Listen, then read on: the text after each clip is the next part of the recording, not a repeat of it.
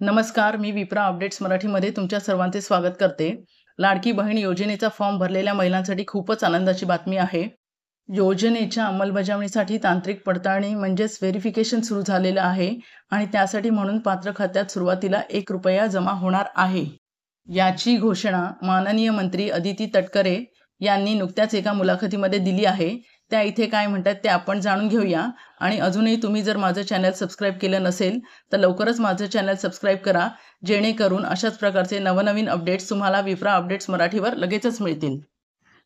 नमस्कार, मी आदिती वरदा सुनील तटकरे, मंत्री महिला व बालविकास. मुख्यमंत्री माझी लाडकी बहीण या योजनेअंतर्गत आमच्याकडे खूप सारे अर्ज येत आहेत. पात्र अर्जदारांच्या खात्यात पैसे जमा होईपर्यंत या संपूर्ण प्रक्रियेची तांत्रिक पडताळणी करणं हे आम्हाला निश्चितपणाने गरजेचं आहे. त्यासाठी आम्ही प्रायोगिक तत्वावर काही निवडक अर्जदारांच्या बँक खात्यात प्रत्येकी ₹1 जमा करत आहोत. जमा होणारा हा ₹1 लाभार्थ्यांचा सन्मान निधी नसून फक्त आमच्या तांत्रिक प्रक्रिया पडताळणीचा एक आवश्यक असा भाग आहे.